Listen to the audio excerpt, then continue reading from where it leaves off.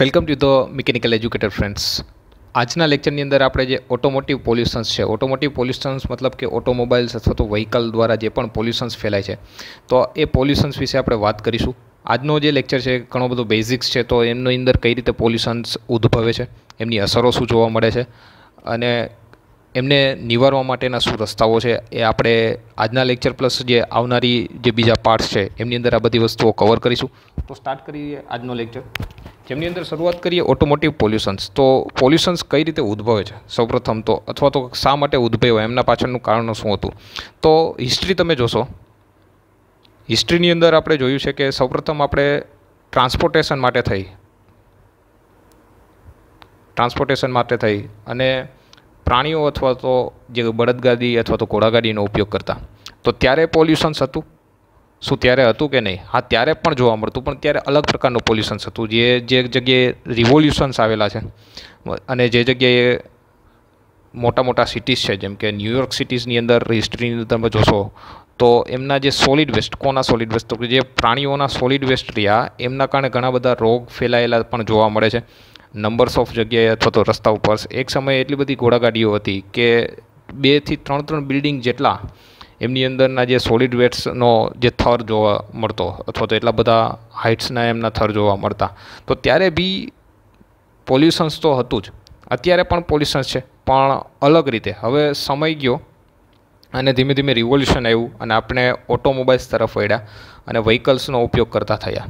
તો એમના કારણે પણ જે ટ્રાન્સપોર્ટેશન્સ હતું, એ ટ્રાન્સપોર્ટેશન થ્રુ જ મોટા ભાગનું જે પોલ્યુશન્સ જોવા મળે છે એ જોવા મળ્યું. હવે એમની પાછળના જે રીઝન્સ હતા કે આ પોલ્યુશન્સ શેના કારણે ફેલાય છે, તો જે હાર્મફુલ ગેસીસ અમુક જે જોવા મળ્યા એમની અંદરના, જેવા કે કાર્બન મોનોક્સાઇડ, હાઇડ્રોકાર્બન અને નાઇટ્રોજન ઓક્સાઇડ્સ, આ જે 3 રહ્યા એ 3 મેજર કોન્સ્ટિટ્યુઅન્ટ્સ છે કે જે પોલ્યુશન્સ માટે જવાબદાર છે. તો આ ઉદ્ભવે છે કઈ રીતે અને એમના પાછળના ફેક્ટર્સ ક્યાં છે, એ વિશે આપણે ચર્ચા કરીએ. તો જે અલગ અલગ પોલ્યુટન્સ જોવા મળે છે, આપણે ફેક્ટરીઝ થ્રુ પણ જોવા મળે છે, આ ઉપરાંત એટમોસ્ફિયરમાં પણ જોવા મળે છે, અને બાકીનું જે મોટા ભાગનું જોવા મળે છે એ કોની અંદર જોવા મળશે, તો કે જે આપણા જે ઓટોમોટિવ્સ વ્હીકલ્સ છે એમના થ્રુ, અથવા તો એમના જે એક્ઝોસ્ટ ગેસ રહ્યા,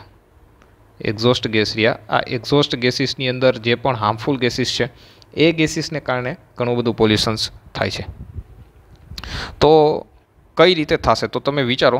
સૌપ્રથમ કોઈ એન્જિન્સ વિશે આપણે વાત કરીશું. તો એન્જિનની અંદર પિસ્ટન અને સિલિન્ડર એસેમ્બલી વિશે વિચારો.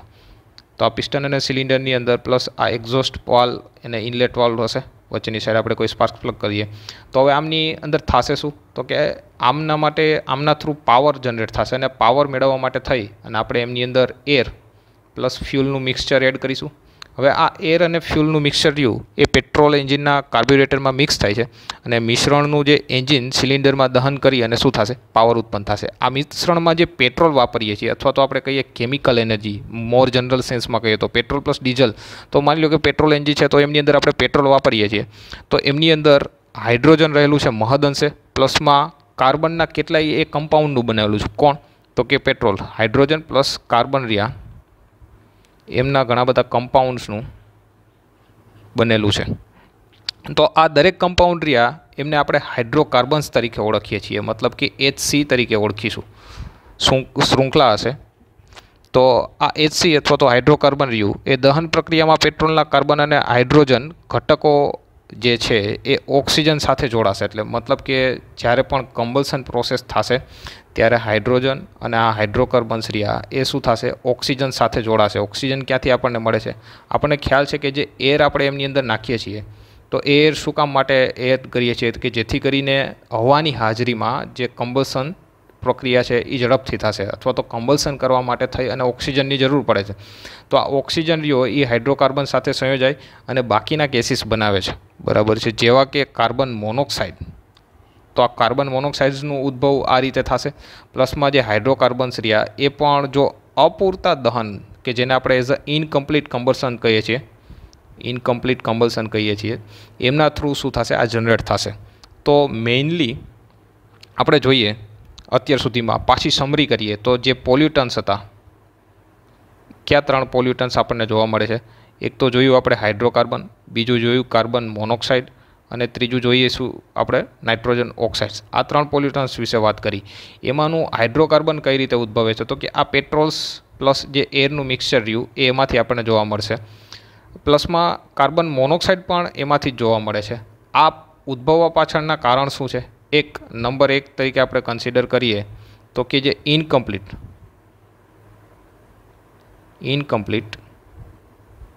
કમ્બલ્સનના કારણે આ જે ફેક્ટર્સ રહ્યું એ તમે માઇન્ડમાં રાખો અથવા તો કોઈ એક જગ્યાએ પોઈન્ટ નોટ ડાઉન કરી લો. ઇનકમ્પ્લીટ કમ્બલ્સન્સને લીધે મોટાભાગે જે આ 3 પોલ્યુટન્ટ્સ રહ્યા એ જોવા મળે છે. અરાઉન્ડ 72% જેવો જે ટકાવારી રહી એ આ 3 પોલ્યુટન્ટ્સને લીધે અથવા તો આ પ્રદૂષકોને લીધે જોવા મળે છે. બરાબર છે. હવે જો કમ્પ્લીટ કમ્બલ્સન્સ થશે તો જે કમ્બલ્સન પ્રોસેસ દરમિયાન કમ્પ્લીટ કમ્બલ્સન હશે તો આપણને કાર્બન ડાયોક્સાઇડ વાયુ જોવા મળશે, અને ઇનકમ્પ્લીટ કમ્બલ્સન્સ હશે તો કાર્બન મોનોક્સાઇડ વાયુ જોવા મળશે કે જે આપણા માટે આ હાનિકારક વાયુ છે. તો જે કમ્બલ્સન પ્રોસેસ છે એ કંઈક આ રીતના જોવા મળે છે કે જે હાઇડ્રોકાર્બન રહ્યા એમની સાથે ઓક્સિજન વાયુ સંયોજાશે અથવા તો આપણે જે એર એમની અંદર એડ કરીએ છીએ એ એર થ્રુ ઓક્સિજન એ લેશે, અને પ્લસની અંદરમાં આપણને શું જોવા મળશે કે જે ફાઇનલી જોવા મળશે 4CO2 પ્લસ 2H2, મતલબ કે હાઇડ્રોજન વાયુ અને કાર્બન ડાયોક્સાઇડ વાયુ. જો કાર્બન ડાયોક્સાઇડ ઉત્પન્ન થશે તો એ આપણા માટે હાનિકારક નથી, પરંતુ જો અપૂર્ણ દહન હશે તો હાઇડ્રોકાર્બનની સાથે જે પણ આપણે એર એડ કરેલી છે તો એના થ્રુ જે પણ પાણી H2O plus CO2 plus hydrocarbon અને બીજું કાર્બન મોનોક્સાઇડ, તો આ 2 વાયુઓ જે હાર્મફુલ ગેસીસ રહ્યા એ ઇનપ્રોપર અથવા તો ઇનકમ્પ્લીટ કમ્બલ્સનને કારણે જોવા મળશે. તો અહીંયા બીજું ફેક્ટર, પહેલું ફેક્ટર જોયું તો આપણે કે એક ઇનકમ્પ્લીટ કમ્બલ્સન હતું એ, તો બીજા ફેક્ટર તરીકે આપણે કન્સિડર કરી શકીએ કે એર અને બીજા નંબરની અંદર જે ફ્યુલ રહ્યું એ બંનેનો રેશિયો, એર ફ્યુલ રેશિયો, મતલબ કે રીચ અને લીન મિક્સચર, આ 2 ફેક્ટર્સ રહ્યા એ પણ જવાબદાર છે. ધીમે ધીમે આપણે આગળ જોશું કે કયા બાકીના ફેક્ટર્સ રહ્યા એ આમના માટે જવાબદાર છે. તો આ 2 ફેક્ટર્સ તમે અત્યારે યાદ રાખો. તો ફરીથી સમરાઇઝ કરીએ એકવાર, નેક્સ્ટ સ્લાઇડની અંદર આપણે જોઈએ જેથી કરીને વધારે ખ્યાલ આવશે. ફરીથી સમરાઇઝ કરીએ અત્યાર સુધી આપણે શું જોયું હતું. તો પહેલો પોઈન્ટ આપણે એ જોયો કે જે હાઇડ્રોકાર્બન, કાર્બન મોનોક્સાઇડ અને નાઇટ્રોજન ઓક્સાઇડ આ રીતે ઉદ્ભવે છે. એમાંના જે હાઇડ્રોકાર્બન્સ રહ્યા એ ઉદ્ભવવા પાછળનું કારણ શું હતું? તો કે આપણે જે એરની સાથે ફ્યુલ જે મિક્સ કરીએ છીએ, આ ફ્યુલના મિક્સચરની અંદર જે કમ્બલ્સન પ્રોસેસ થશે એ કમ્બલ્સન પ્રોસેસ દરમિયાન જો ઇનપ્રોપર કમ્બલ્સન થયું હોય છે તો ઇનપ્રોપર કમ્બલ્સનને લીધે શું જોવા મળે છે? આપણને હાઇડ્રોકાર્બન પ્લસ કાર્બન મોનોક્સાઇડ જેવા જે હાર્મફુલ ગેસીસ રહ્યા એ જનરેટ થયા છે. તો હવે ઇનપ્રોપર કમ્બલ્સન થવા પાછળનું કારણ શું છે? તો સૌપ્રથમ જોઈએ એર ફ્યુલ રેશિયો. તો 2 પ્રકારના આપણે જોઈએ છીએ, જેમાંનું અંદર જે મિક્સચર જોઈએ છીએ એર પ્લસ ફ્યુલનું જે મિક્સચર છે એ 2 પ્રકારનું જોવા મળે છે, જેમ કે રીચ અને બીજું કયું જોવા મળશે? પુઅર. રીચ અને પુઅર, પણ પુઅર નહીં, પણ આપણે અહીંયા એને એઝ અ લીન મિક્સચર તરીકે કન્સિડર કરીએ છીએ. તો રીચ મિક્સચર કોને કહીશું? તો કે જે આ મિક્સચર રહ્યું એ એર અને ફ્યુલનું છે, તો એમની અંદર જો ફ્યુલનું પ્રમાણ વધારે અને એરનું પ્રમાણ ઓછું હોય તો આ પ્રકારનો જે રેશિયો જોવા મળે છે એને રીચ મિક્સચર કહીશું. અને લીન મિક્સચરની અંદર એરનું પ્રમાણ કેવું હશે? વધારે હશે, જ્યારે ફ્યુલનું પ્રમાણ છે એ કેવું હશે? ઓછું જોવા મળશે. હવે તમે એક વસ્તુ નોટિસ કરો કે અહીંયા ફ્યુલનું પ્રમાણ વધારે છે અને એરનું જે પ્રમાણ રહ્યું એ ઓછું છે, મતલબ કે કમ્બલ્સન પ્રોસેસ થવા માટે જે ઓક્સિજનની જરૂરિયાત છે એ કેવી પડશે? ઓછી પડશે. તો જે જગ્યાએ રીચ મિક્સચર હશે અથવા તો કોઈ પણ એન્જિનની અંદર રીચ મિક્સચર હશે તો એ જગ્યાએ મોટા ભાગે ઇનકમ્પ્લીટ કમ્બલ્સન થશે અથવા તો હાઇડ્રોકાર્બન અથવા તો કાર્બન મોનોક્સાઇડ રહ્યા એ ઉદ્ભવવાની શક્યતાઓ કેવી થશે? વધી જશે. બરાબર છે. તો આ રીચ મિક્સચરને કારણે જે હાઇડ્રોકાર્બન અથવા તો કાર્બન મોનોક્સાઇડ ઉદ્ભવે છે. જે ફ્યુલ રહ્યું, ફ્યુલ જોઈએ છીએ, એ ફ્યુલની અંદરનો જે મોટાભાગનો ઘટક છે એ ઓક્ટેન છે, જેને C8H18 વડે આપણે દર્શાવીએ છીએ. તો આ જે 1 ગ્રામ ઓક્ટેન રહ્યો એ 1 ગ્રામના ઓક્ટેન્સને બર્ન કરવા માટે થઈ અને જેટલી ઓક્સિજન્સની જરૂર પડે છે, જનરલી 15 ગ્રામ ઓક્સિજન્સની જરૂર પડતી હોય છે. આમની વેલ્યુ અલગ અલગ બુક્સની અંદર જોવા મળે છે, પરંતુ નિયર અબાઉટ 15 ગ્રામ, એટલે આ 1 ગ્રામ જે ઓક્ટેન છે એમના બર્ન કરવા માટે થઈ અને 15 ગ્રામની આપણે શું કરશું? ઓક્સિજન જરૂર પડશે, કે જેને આપણે એઝ એર ફ્યુલ ગુણોત્તર અથવા તો એર ફ્યુલ રેશિયો તરીકે કન્સિડર કરીએ છીએ, જેને જનરલી 1:15 અથવા તો એર ફ્યુલ કહીએ છીએ. એટલે પહેલાં એર આવશે એટલે 15:1 તરીકે આપણે કન્સિડર કરીએ તો 15 જે દર્શાવે છે એ ઓક્સિજનનું પ્રમાણ દર્શાવે છે અને 1 રહ્યું એ ઓક્ટેનનું પ્રમાણ દર્શાવીએ છીએ. તો આ જે વાત થઈ એ હાઇડ્રોકાર્બન અને કાર્બન મોનોક્સાઇડ વિશે વાત થઈ. હવે જે આપણે જોઈશું એમની અંદર આપણે નાઇટ્રોજન ઓક્સાઇડ વિશે વાત કરીશું અને પ્લસની અંદર નાઇટ્રોજન ઓક્સાઇડ અને પ્લસની અંદર સ્મોગ વિશે પછી વાત કરીશું કે આ કઈ રીતે ઉદ્ભવે છે. હવે જે નાઇટ્રોજન ઓક્સાઇડ રહ્યું ને એ ઉદ્ભવવા પાછળનું મેઇન રીઝન્સ રહ્યું એ એન્જિનની કન્ડિશન્સ અથવા તો જે પ્રેશર